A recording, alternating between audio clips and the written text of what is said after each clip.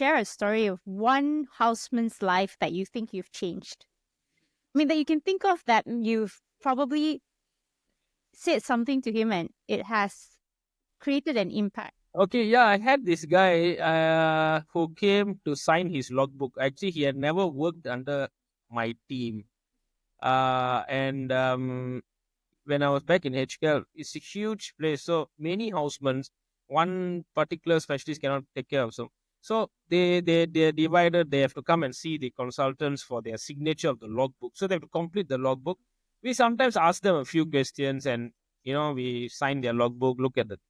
So this guy came up to me, boss, I need your signature for logbook. The admin said I have to see you. Okay. So who are you? Tell me about yourself. I've never worked with you. Have you been on call with me? I mean, in emergency, sometimes I'm on call. They'll have different housemen, right? Yeah. So I said, maybe I'll just ask you three or four questions about orthopedic emergencies, because all you need to know is these few things. Emergencies, especially when you leave orthopedics, because maybe you're never going to do orthopedics. It's the end of your posting. It's not about signing your logbook, but something about your knowledge. Okay. So I asked him, and then he couldn't. He was struggling a bit to answer. So I told him, okay, you know what? I believe in second chances. So I'll give you an opportunity to go and read these particular things. I told him what to read. So shock, pelvic injuries, some fracture dislocations, all these things. Just read what you're going to do emergency when they call you in the ED, or you go to a district, they call you. So he went and read. He came back after the next day and all that. So he could answer everything. I asked him and all that. So then I asked him, remember that for you to get the signature of the logbook is a small thing. I can just sign, you can pass, you move on with your life. I know you are very stressed out when you want to get the logbook signed, because you don't know what kind of personality this guy, whether he's going to shout at me, don't know how to answer. He might not sign because I didn't answer, and then I get extended in the posting and all that. I say it's not about that. It's about, are you equipped and being a safe doctor or not? Because I told him, just imagine this. Now you filled up your logbook for the sake of filling up and all that. You say some resuscitation shock. But when I ask you a question, maybe you initially couldn't answer. Now you read, you know. When you have a case, you know what to do. Now, I am asking you and put you in a scenario whereby you are back for holidays in Hari Raya time. You're standing there, your kampong, everybody having some nice Hari Raya, your uncle, auntie. You are the only doctor there. Suddenly, your uncle beside you collapses. What do you do? If you are not equipped enough and you don't even know what to do, or CPR or whatsoever, how you're going to stabilize or resuscitate, if you don't know and you're not equipped with the knowledge, and you are the only doctor there, everybody's going to look up to you and say, please save this guy, right? At that time, what do you do?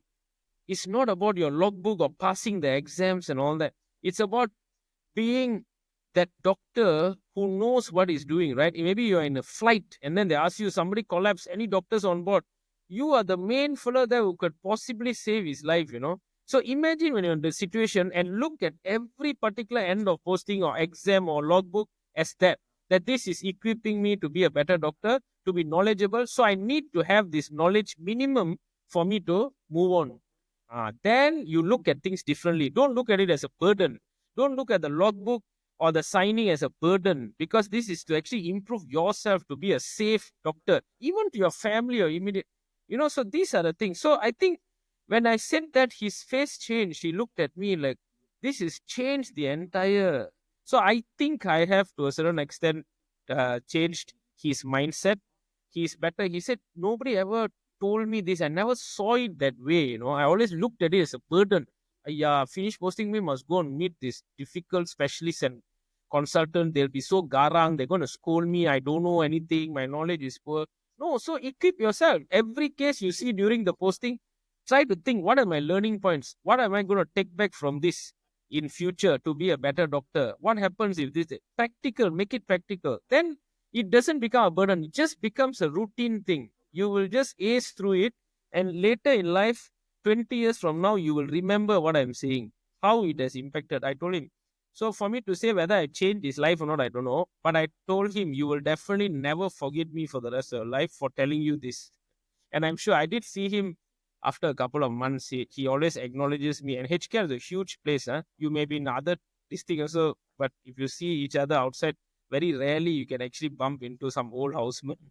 So, but yeah, I would think that I would made an impact. I mean, I've had a few housemen who are now medical officers and all that, who have opened their own practice and who have been victimized by other specialists, and until now they hold the grudge. I mean, they will say things like, if I see the guy on the road, I probably run him down. I mean, example. So, but these were all where I stood up for them. I covered them and tried to get them away from the toxic environment, and eventually they think. So these are the guys who until now they keep in touch with me. And sometimes I always tell people, you cross paths with many people, you do not know when you would actually need their favor. Don't think of the guy or junior guy, a houseman who is actually useless, who you will never need their favor. Tomorrow, when you need a favor from your fellow human being, it all depends how you actually treated the guy. Because I'll give you an example. That particular guy, when he was a medical officer, I had a friend he opened a clinic in Jalan Klang Lama somewhere. You imagine the chances of that happening. I had a friend who was vomiting diarrhea, couldn't even come out to go to the clinic and had no one to this thing. And so happened this guy's clinic is down the condo. And he actually went to the house and treated her. Because they were desperately messaging me, do you know any doctors nearby or not? I only know this guy. This guy was my former houseman. I only know this guy has a clinic in Old Klang Road. So I asked him, are you nearby? Boss, this condo is next to my clinic. I'll go now. When put drip and this thing. So you got connections everywhere. So because you have been nice to somebody, one day you need some favor, the fellow actually helps you.